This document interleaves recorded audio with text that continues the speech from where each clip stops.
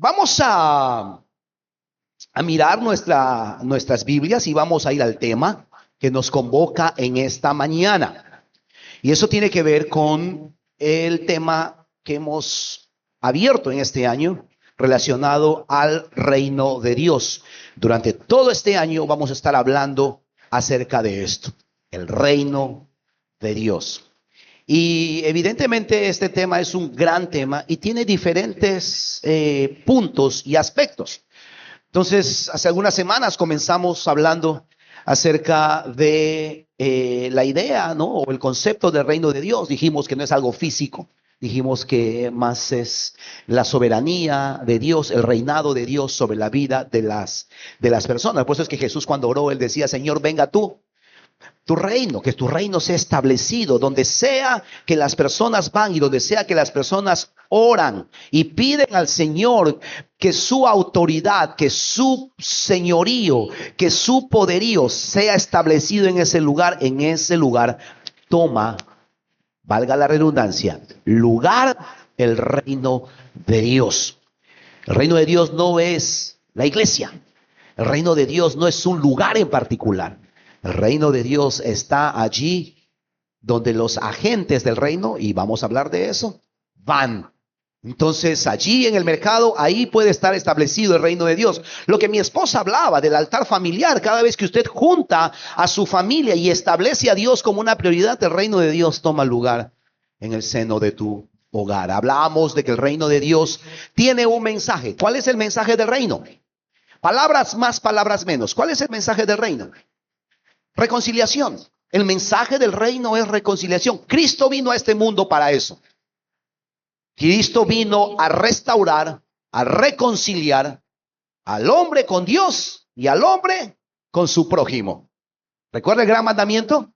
Señor, ¿cuál es el gran mandamiento? Ama a Dios y ama a tu prójimo. Interesante, ¿no? La cruz está reflejado allí. Mi relación con Dios y mi relación con el otro. El mensaje del reino, palabras más, palabras menos, tiene que ver con reconciliación.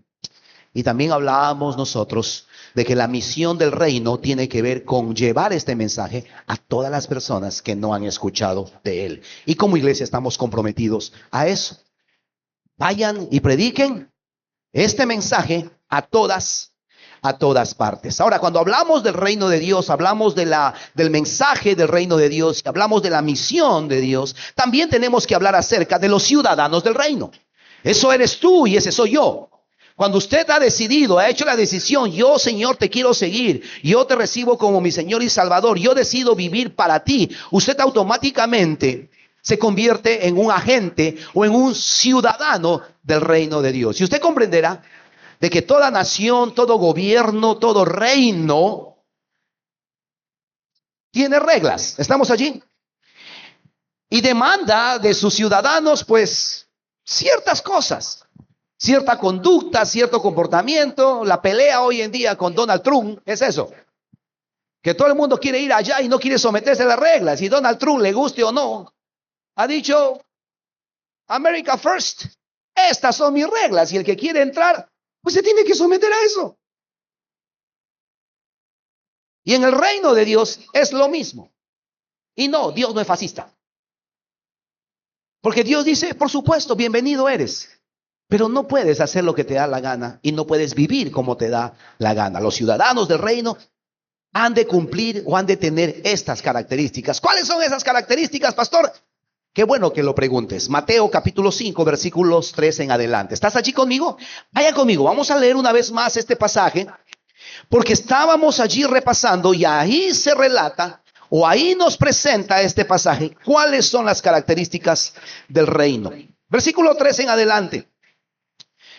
Dios bendice a los que son pobres en espíritu y se dan cuenta de la necesidad que tienen de él, porque el reino de los cielos les pertenece. Dios bendice a los que lloran, porque serán consolados. Dios bendice a los que son humildes, porque heredarán toda la tierra. Dios bendice a los que tienen hambre y sed de justicia, porque serán saciados. Dios bendice a los compasivos, porque serán tratados con compasión. Dios bendice a los que tienen corazón puro, porque ellos verán a Dios. Dios bendice a los que procuran la paz, porque serán llamados hijos de Dios. Dios bendice a los que son perseguidos por hacer lo correcto, porque el reino de los cielos les pertenece. Oramos antes de continuar. Cierre sus ojos ahí donde está. Padre, yo te pido que tú en esta mañana nos hables a nuestros corazones. Te pido que nos des sabiduría para entender tu palabra. Ayúdanos a oír como un discípulo oye, Señor. Danos no solamente oídos para oír, pero danos un corazón entendido para poder, Señor, recibir lo que tú estás hablándonos. En el nombre de Jesús. Amén.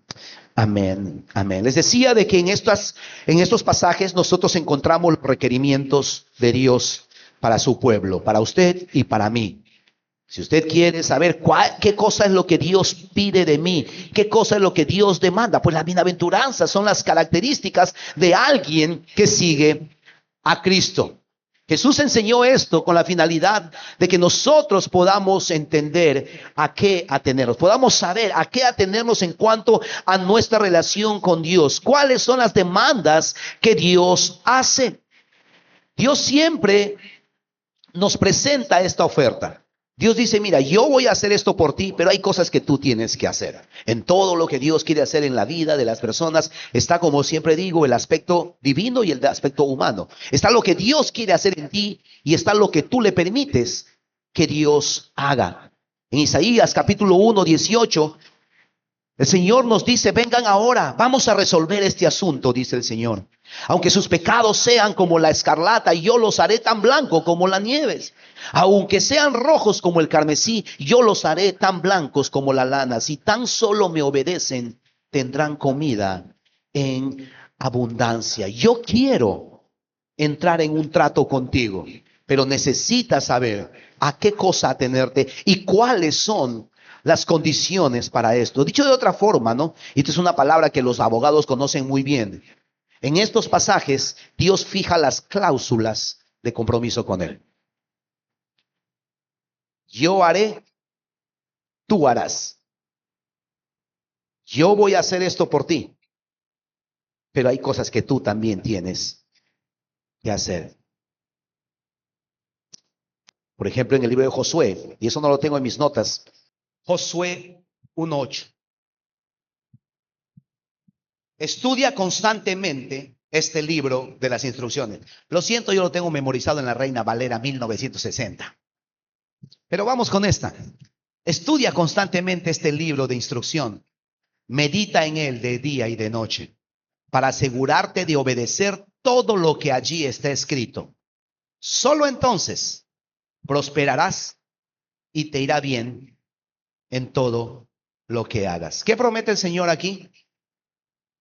Hará prosperar nuestro camino y todo nos saldrá bien. Eso es la responsabilidad de Dios. Pero ¿qué nos toca a nosotros? No apartarnos de la ley de Dios. ¿Queremos ser bendecidos? ¿Queremos ser prosperados en todo lo que hagamos? Necesitamos ser hombres y mujeres que nos aplicamos a estudiar la palabra de Dios. Y no solamente a estudiarla, no solamente a meditarla, sino a obedecerla. Esta palabra guardar no me gusta cómo se traduce. Porque algunos dicen, pastor, yo guardo la palabra del Señor. Ajá, en tu cajón, nunca le lees. Pero esta palabra guardar tiene que ver con obedecer.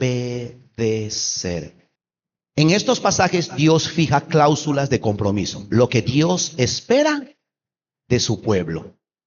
Lo que Dios espera de sus ciudadanos, de sus discípulos. Entonces los primeros versículos dicen en el versículo 3 de Mateo capítulo 5. Dice, Dios bendice a los pobres de espíritu. Una característica de un seguidor de Cristo es alguien que es pobre en espíritu.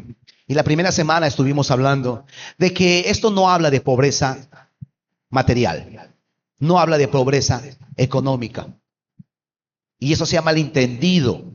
Para que Dios me acepte tengo que ser pobre, tengo que estar arrancado, mejor dicho, casi muriéndome, casi pidiendo limosna. No. La pobreza espiritual tiene que ver con una condición de tu corazón, esa condición que te lleva a reconocer tu necesidad de Dios. Hablábamos de que un pobre en espíritu es alguien que reconoce su bancarrota espiritual. Ha perdido toda esperanza de tratar de salir adelante por sus propios medios. Y esa es la verdad, hermanos, lo tengo que decir. Eso es nuestra historia. Eso es tu historia, eso es mi historia. Dios nunca ha sido la primera opción en nuestras vidas. Dios nunca ha sido la primera opción. Cuando has atravesado circunstancias personales, existenciales, físicas, financieras, ninguno de nosotros en primera instancia ha recurrido a Dios.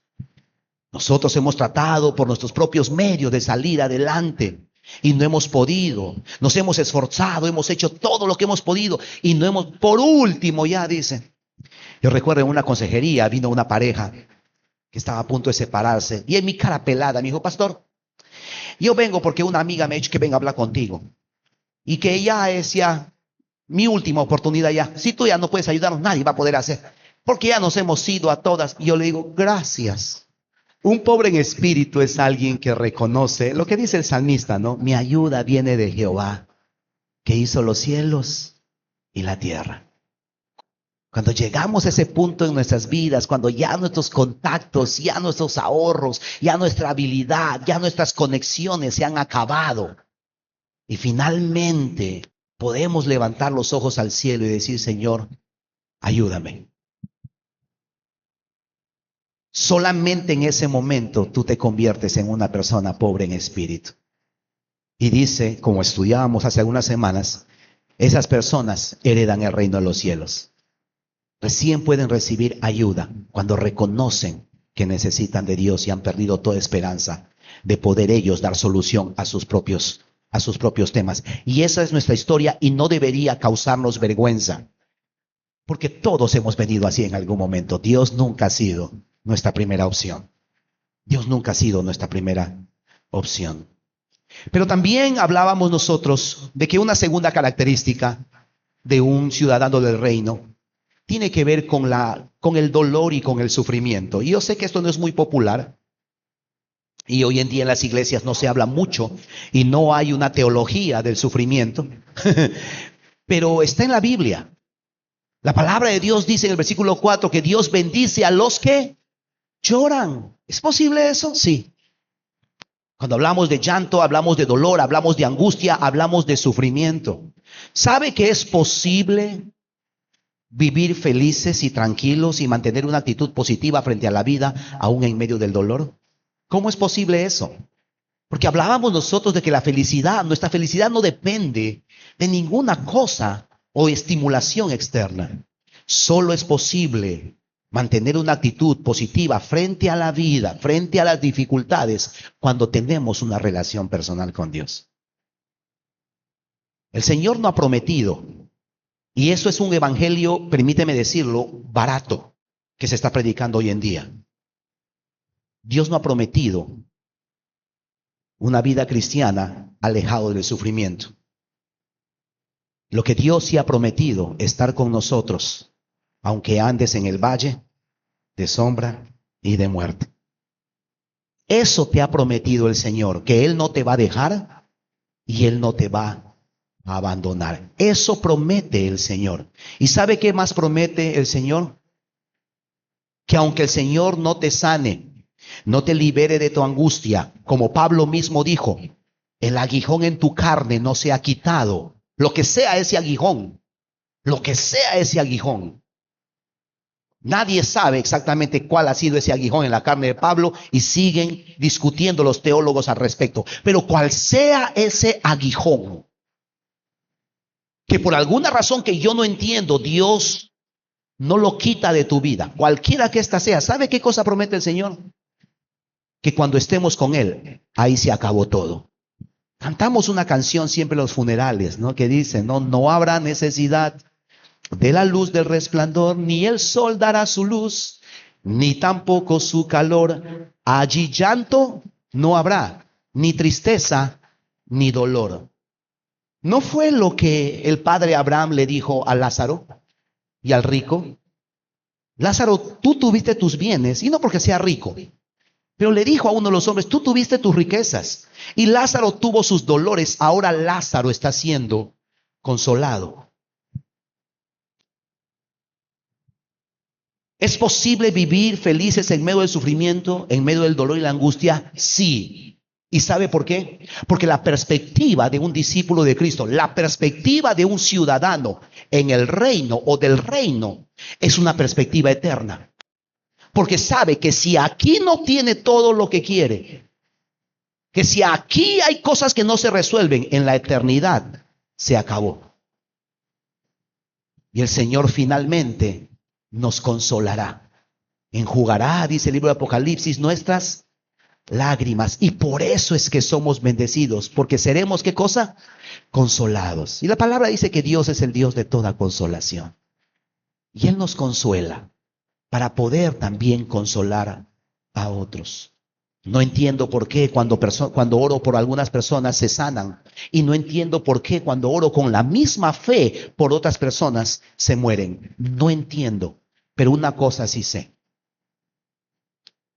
De una u otra forma, siempre terminaremos siendo consolados por el Señor.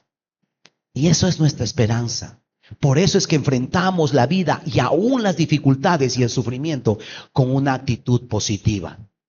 Porque sabemos que nuestro destino no es aquí en esta tierra. Tenemos un destino, ¿qué cosa?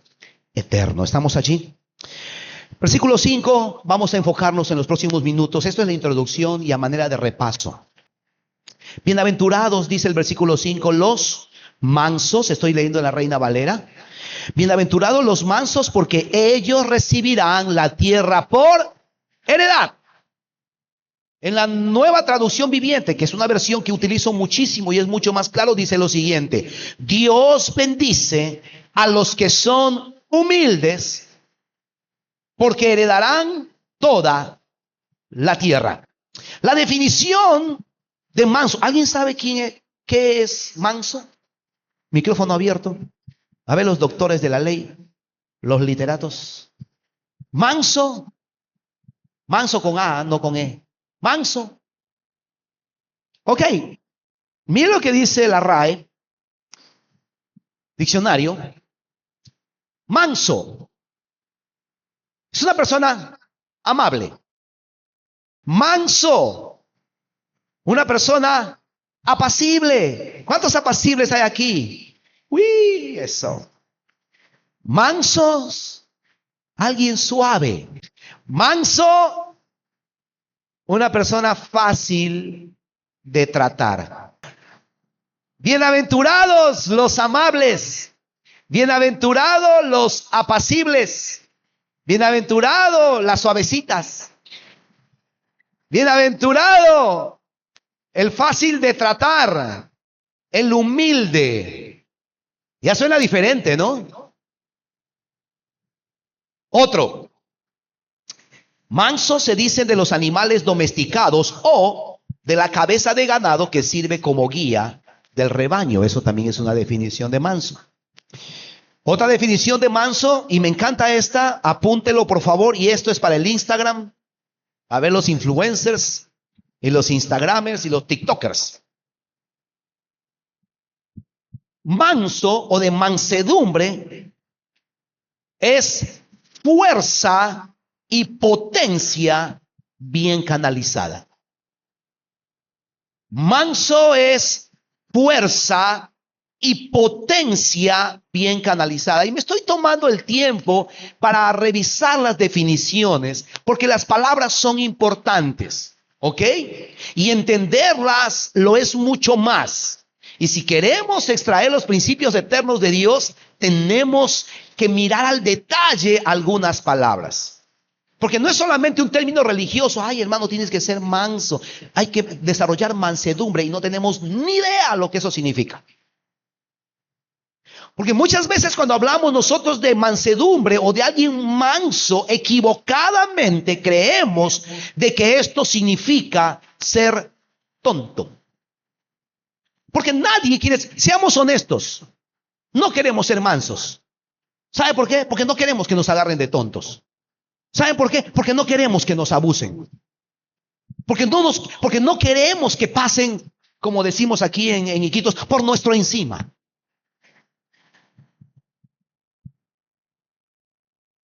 Pero manso no significa ser débil. No es nada de eso. Manso O mansedumbre es fuerza y potencia bien canalizada. Ejemplo de eso, un caballo. ¿Ha visto esas bestias? ¿Ha visto esos caballos? ¿Cuántos se han montado en caballo por 5 soles, 10 minutos en Chosica? En Cieneguilla, ¿no? Yo recuerdo que Natán montaba esos caballos allá en Chosica, ¿no? Unas bestias inmensas. Chiquitito, Natán ahí tiene sus fotos. Pero caballos mansos. Pero ¿cuántos están de acuerdo conmigo que el caballo puede ser brutalmente fuerte? Puede jalar cosas y puede correr y puede trotar y puede ir. Pero toda esa fuerza y toda esa potencia está bien canalizada. ¿Por qué digo esto? Porque ser manso no es sinónimo de debilidad. Y hay algunas personas aquí que en su personalidad y en su diseño son muy fuertes. ¡Qué bueno! Y nadie te está pidiendo, y Dios no te está pidiendo que ahora seas una persona apocada, que seas una persona pusilánime, una persona boba, porque estás en los caminos del Señor. Y el pastor Félix me ha dicho que yo soy un ciudadano del reino. Ya, pues, abúsenme. No, no. Dígale que está a su costado. No, hermana. Eso no es ser manso, eso sí es ser menso. Pero manso es, una vez más, fuerza y potencia bien canalizado. Ahora, este tipo de personas son las que se someten resignada y alegremente a los designios de Dios. Son las personas que han aprendido a decir, Señor, que no se haga mi voluntad, sino la tuya. Y que lejos de utilizar su ímpetu y su personalidad para pelear con Dios. Paréntesis, si usted revisa las historias en la Biblia, todas las personas que han tratado de pelear con Dios han terminado mal. Y en un caso muy particular terminó cojo. Jacob. ¿Ok? Sino que dicen, Señor, como Jesús, no, Señor, que no se haga tu voluntad, sino la mía. Otra persona, mientras estoy hablando y no lo tengo en mis notas, ¿no? ¿Cuántos recuerdan de Jonás? Otro que trató de pelear con Dios. ¿Cómo terminó? Historia larga, corta, vomitado. ¿Cierto? Que no se haga mi voluntad sino la tuya, dijo Jesús. Lo dije al revés, pero me entendieron. Qué bueno que están leyendo su Biblia. Jesús, la noche antes de ser crucificado, tenía este conflicto. Sabía lo que iba a pasar, pero él dijo, Señor, que no se haga mi voluntad, sino la tuya. Eso es mansedumbre. Cuando entendemos que no podemos pelear contra Dios y que toda esa fuerza y energía más bien la canalizamos de manera distinta. Una persona mansa, un creyente, un discípulo manso, son las personas que solo pueden, son los que pueden, aguantar una provocación sin encenderse en ira, sino que permanecen en silencio o dan una respuesta suave. Repito, son los que pueden aguantar una provocación sin encenderse en ira, sino que prefieren guardar silencio. Yo siempre digo que para pelear se necesitan dos. ¿Ha estado en una situación así, igual o parecida? ¿Ha pasado la prueba? Honestamente, no siempre he pasado la prueba. Yo le he perseguido por 2 semáforos hasta alcanzarlo muchas veces. Y después me acordé que era pastor.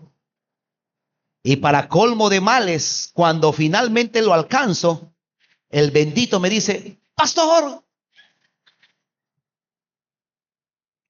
Era una oveja perdida.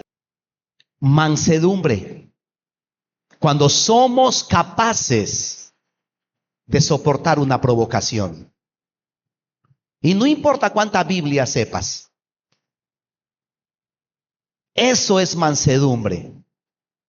Una persona mansa también son los que permanecen serenos mientras otros cometen desatinos.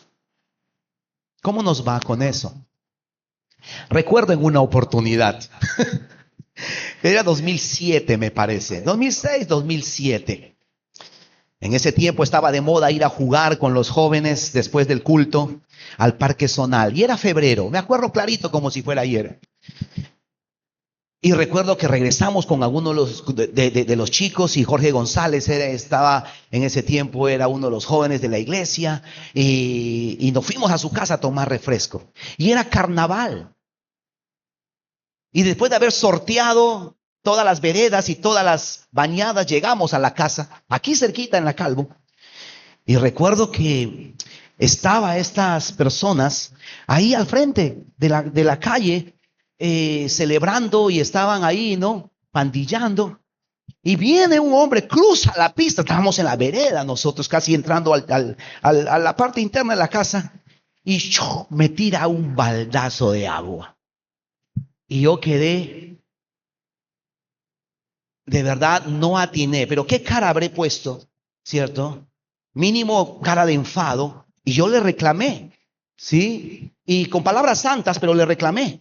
¿Cierto? Que qué le pasaba y que cómo me va a echar, ¿no? Y el tipo no solamente estaba carnavaleando, sino estaba, parece ya, estaba ya medio sazonado el hombre.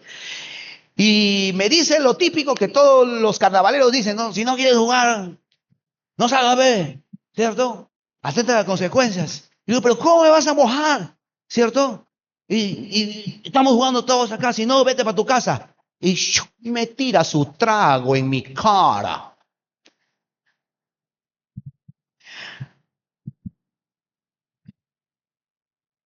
¿Qué hace en ese momento?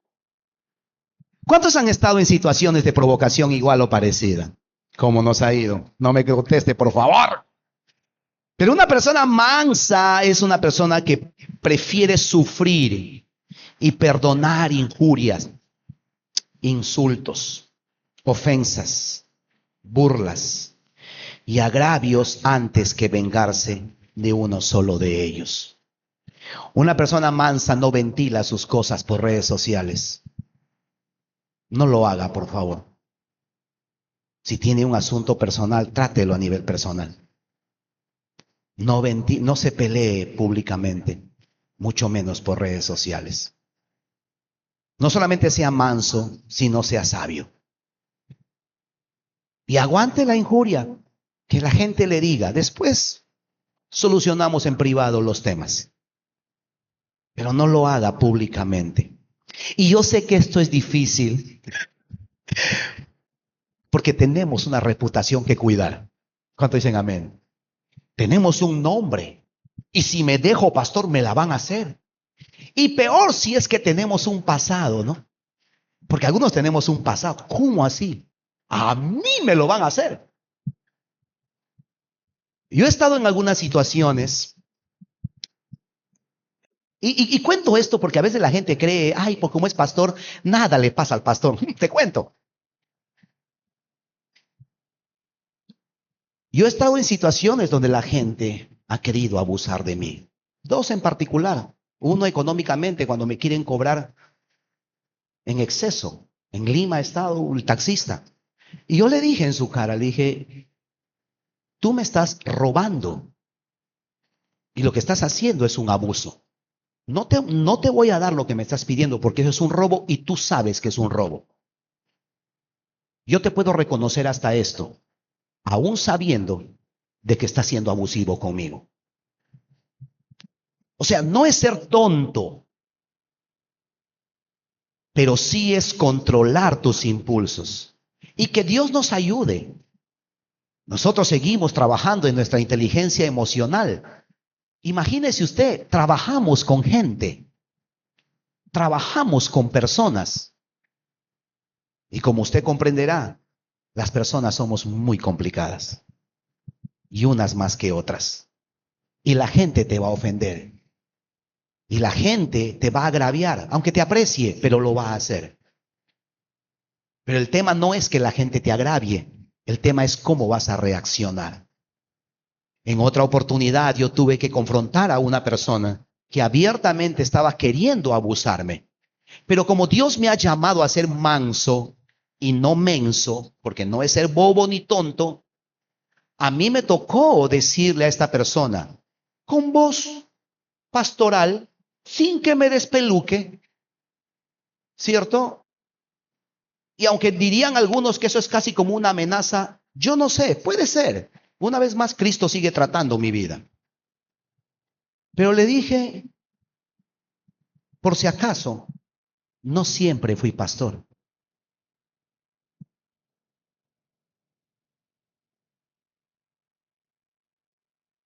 Y con esta cara, no siempre fui pastor. Yo sé que soy un hombre santo y renovado, pero mi punto es esto. Mansedumbre no es ser tonto, pero sí es renunciar al derecho que tienes a defenderte y a reivindicarte en pos de mostrar un carácter cristiano y agradar a Dios. Pero eso se espera de los ciudadanos del reino. Son los que prefieren sufrir, perdonar muchas injurias, insultos, ofensas, burlas. Esto no significa debilidad, amados, por favor. Esto no significa debilidad, pero sí demuestra que la persona no tiene orgullo. Ha muerto al orgullo, ha muerto a su reputación, ha muerto al qué van a decir, qué van a pensar de mí los vecinos, qué van a decir en mi trabajo que soy. No, tú has muerto a eso. Con Cristo estoy juntamente, ¿qué? Crucificado. Repita conmigo, ya no vivo yo, sino Cristo vive en mí. Mire, ponga ahí con todo respeto a un muerto, patéele, haga lo que quiera. Ese no va a responder. ¿Sabe por qué? Porque está muerto. Pero yo creo que hay muchos muertos en Cristo que están ahí más vivos que nunca.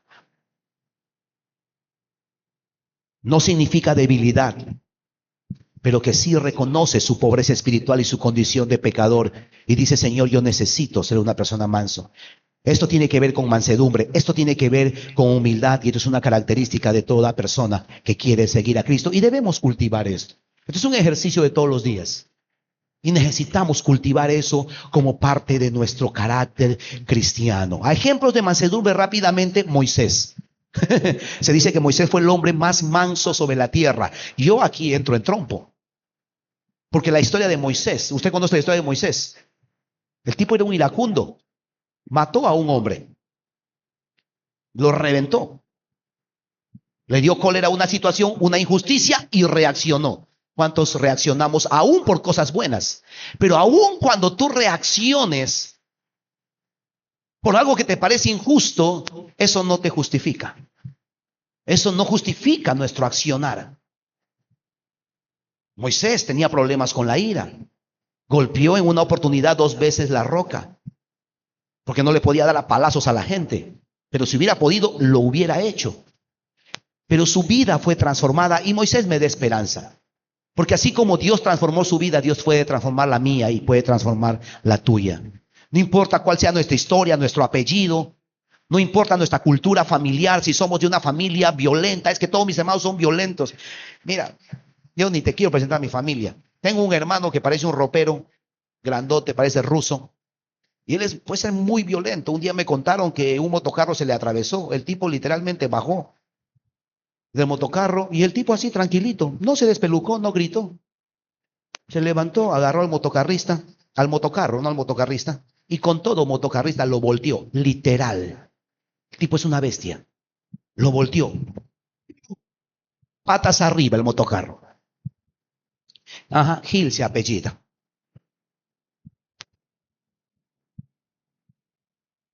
Esa es mi historia de gente muy violenta. Y yo tengo que ser consciente de eso. Pero Dios puede transformar mi vida y mi historia, no importa de dónde venga. Dios puede cambiar eso. Es interesante ver cómo Dios cambió y transformó la vida de Moisés. Se dice que era el hombre más manso del mundo. Jesús mismo, en Isaías 53, por un tema de tiempo no lo vamos a leer, pero usted puede ver allí, dice que Jesús fue como cordero, sin decir ni una sola palabra, y fue para ser matado. Y Jesús es nuestro ejemplo de esas personas que podemos soportar aún las injusticias con una actitud correcta. Y no porque no podamos defendernos, simplemente porque Dios nos ha llamado a ser mansos. Y a veces es preferible seguir caminando y que piensen lo que le da la gana a las personas. En una oportunidad alguien en las redes sociales dijo algo de mí, mentiras, o de nosotros. Respóndele, pastor, qué injusto, ¿no? Para pelear se necesitan dos. Y Dios me ha llamado, nos ha llamado a vivir una vida diferente, una vida superior. Bienaventurados los mansos. Juan, ¿cuántos recuerdan la historia de Juan el evangelista? Estos eran dos hermanos. ¿Sabe cómo era conocido Juan? El apóstol del amor, el que dice amaos los unos a los otros. Nadie tiene un amor más grande el que ponga su vida por otro. ¿Sabe que este hombrecito, lindo apóstol amoroso, ¿sabe quién era ese? Ese que en una oportunidad no los dejaron entrar a un pueblo a predicar. Y él pidió a Jesús que ore para que trueno, el Señor mande fuego del cielo y consuma a todo ese pueblo. ¿Qué tal oración? Se parecen a los que van a repartir filtros allá por el Momón cuando no les dejan, cuando el chancho les persigue y cuando no les dejan entrar. Se quieren molestar. Pero no. ¿Sabe cómo les dijo Jesús? ¿Sabe cuál fue la chapa que les puso Jesús? Hijos del trueno. Por su carácter iracundo. ¿Alguien tiene una chapa así del cole? Fosforito, mechita, ¿qué te decían? Mira, higadito, ¿a cuántos higaditos hay acá? ¿Cuál era tu chapa? Ah, la bombón. ¿Por qué la tierra? No, porque le bombeaba a todo el mundo, dice. Pero Dios puede cambiar tu historia y Dios puede cambiar tu carácter. El apóstol Juan es conocido como el apóstol del amor. Estos mansos y apacibles son presentados como felices. Incluso en este mundo son felices porque son mansos y humildes como Jesús. Yo no sé usted, yo no conozco a ninguna persona que frente al abuso, frente a la injuria, frente a la injusticia, ha reaccionado mal. Que después me llame, pastor, Dios te bendiga, gloria a Dios, van a comer un ceviche. No, siempre me llaman hasta las patas. ¿Le ha pasado? ¿Sí? ¿Por qué? Porque sabemos lo que Dios demanda de nosotros. Y lo que Dios demanda es que nosotros seamos mansos. ¿Cuál es la promesa? Rápidamente quiero terminar con esto. ¿Cuál es la promesa para los mansos? ¿Cuántos mansos hay aquí? Ay, por fe, vamos, aunque sea. Vamos, vamos, vamos. Mansos del Señor. No tontos, pero sí mansos. ¿Cuál es la promesa? Dice la palabra, porque ellos heredarán, ¿qué dice? La tierra. Ellos heredarán la tierra.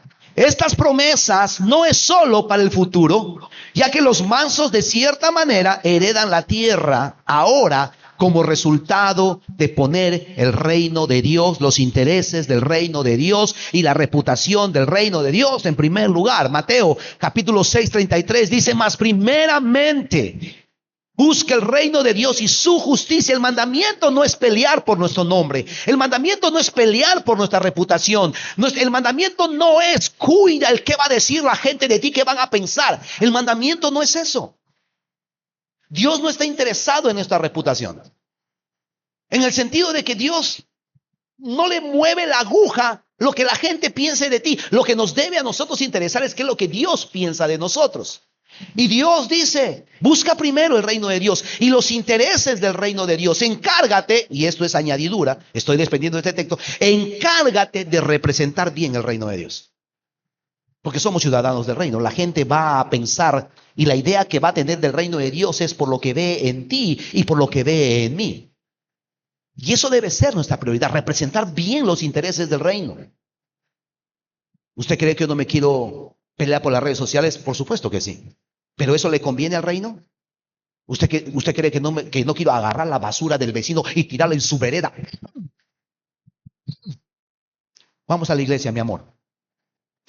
O sea, ¿usted cree que yo no quiero hacer eso? Por supuesto. Pero la pregunta es, ¿eso suma a los intereses del reino?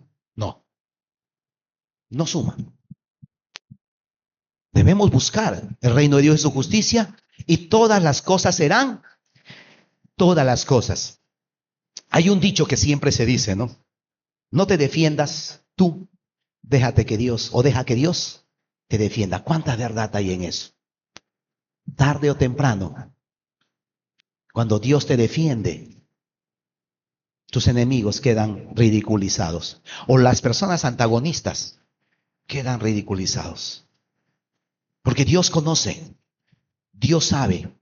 Encárgate de buscar los intereses del reino de Dios. Miren lo que dice allí, Marcos capítulo, algunas citas bíblicas. Marcos capítulo 10, 29. Jesús respondió: les aseguro que todo el que haya dejado casa o hermanos, hermanas, madre, padre, hijos, bienes por mi causa y por las buenas noticias, recibirá ahora a cambio 100 veces más el número de casas, hermanos, hermanas, madres, hijos, bienes, junto con persecución. Y en el mundo que vendrá, esa persona tendrá, ¿qué cosa? Vida eterna. ¿Sabe? Algo maravilloso cuando pensamos en la promesa de Dios: heredarán la tierra. ¿Sabes que aunque podamos poseer, aunque puedas poseer menos que aquellos que son malvados, Dios de una manera sobrenatural hace que disfrutes más de lo poco que tienes? ¿Sabe que eso es posible? No hay bendición tan grande, más grande que esta. Porque eso es la promesa para los mansos. Que aún esto de heredarán la tierra, aún lo poco que tienes será mejor aprovechado.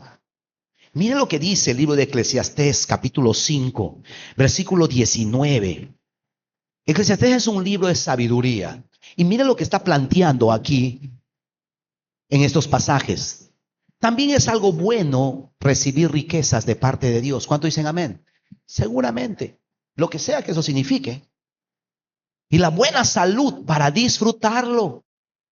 Disfrutar del trabajo y aceptar lo que Dios depara en la vida son verdaderos regalos de Dios. Siguiente. A esas personas, Dios las mantiene tan ocupadas en disfrutar de la vida que no pasan tiempo rumiando el pasado. Siguiente. 6.1. ¿Tenemos eso allí? Ok, lo leo acá. He visto otro mal terrible bajo el sol que pesa tremendamente sobre la humanidad.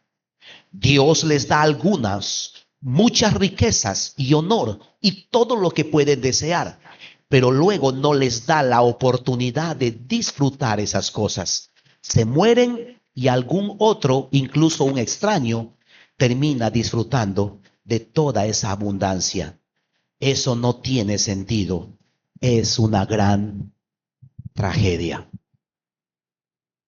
Cuando vivimos una vida en mansedumbre, Dios nos da la bendición de poder disfrutar de lo poco que tenemos, pero también nos da la bendición de poder disfrutar aún de lo que no tenemos. ¿Se entiende eso? Vuelvo a decirlo.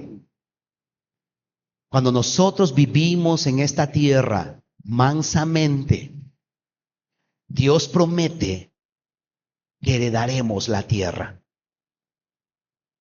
Y Dios permite que nosotros podamos disfrutar en esta vida de lo poco que tenemos. Pero también Dios nos permite disfrutar aún de lo que no tenemos. ¿Se entiende eso? Lo ilustro, porque algunos están todavía todo confundidos. No es muy complicado de entender, pero lo ilustro. Estaba hablando en estos días con una persona y me río porque nunca lo había visto así. Y estábamos hablando de todo un poco y le estaba contando de algunas cosas y de las bondades de Dios. Y se me salió esto que yo estoy convencido ahorita que voy a compartir con ustedes, y tómelo por donde es. Dios le da a los mansos la bendición de disfrutar lo poquitito que tienen, pero también lo mucho de lo que no tienen. ¿Me siguen la idea? Son felices los mansos, ellos heredarán la tierra. Y termino con esta. Esta promesa, en otro sentido, es una promesa acerca de la tierra nueva para los mansos, es decir, para aquellos que viven en el reino de Dios ahora, pero que esperan lo que Dios va a traer. Segunda de Pedro 3:10, termino con esta cita. Pero el día del Señor llegará tan inesperadamente como un ladrón en la noche. Entonces los cielos desaparecerán con un terrible estruendo, y los mismos elementos se consumirán en el fuego, y la tierra con todo lo que hay en ella quedará sometida a juicio. Dado que todo lo que nos rodea será destruido de esta manera, ¿cómo no llevar una vida santa y vivir en obediencia a Dios? Esperar con ansias el día de Dios y apresurar que éste llegue. En aquel día Él prenderá fuegos a los cielos y los elementos se derretirán en las llamas. Esas cosas que tanto cuidamos. Pero nosotros, dice versículo 13, termino con esto, pero nosotros esperamos con entusiasmo, ¿qué cosa? Cielos nuevos, ¿y qué más? Tierra nueva que Él prometió, un mundo lleno de la justicia de Dios. Felices los mansos, porque heredarán la tierra. Y no solamente en esta vida, sino también en la venidera. Amados, el Hijo de Dios vive, el discípulo de Cristo vive en este reino dependiendo de Él. Y aún en medio de su aflicción, confiando en Él, y vive con una actitud apacible, suave, dócil, fácil de tratar, aún en medio de la adversidad. Dios espera que nosotros podamos representar bien el reino de Dios y que podamos de verdad vivir como verdaderos ciudadanos del reino, porque Dios va a traer bendición a nuestras vidas. Y como dice la palabra, también podremos heredar la tierra. Amén. Oramos. No sé si esto le ayuda. Para mí es un recordatorio, ¿sí?, de lo que Dios espera y de la forma como Dios espera que yo viva. Padre, en el nombre de Cristo Jesús. ¿Se puede poner allí en pie donde está? Póngase de pie ahí donde está por un momento. Padre, en el nombre de Cristo Jesús, yo te doy muchísimas gracias por lo que tú eres y por lo que tú haces en nuestras vidas. Te honramos y te bendecimos. Reconocemos que no hay otro Dios como tú. Oramos en este día, Señor, que tú nos ayudes a entender a lo que tú nos has llamado a vivir, Señor. Y que podamos de verdad poder cultivar estas características de una persona que quiere seguirte a ti. Y esto no tiene que ver con cosas que hacemos hacia afuera. Esto tiene que ver, Señor, con nuestro carácter, Señor, a lo cual tú nos llamas a cultivar y desarrollar nuestro interior. Que podamos ser hombres y mujeres que dependemos cada día de ti. Que podamos ser hombres y mujeres que entendemos, Señor, la virtud y el beneficio que hay aún en medio del sufrimiento, del dolor y de la angustia. Te pido que podamos ser hombres y mujeres, Señor, mansos. Que podamos ser, Señor, personas, Señor, apacibles, amables, suaves, fáciles de tratar en el día a día. Que podamos ser humildes y que podamos reflejar, Señor, a otros lo que tú eres.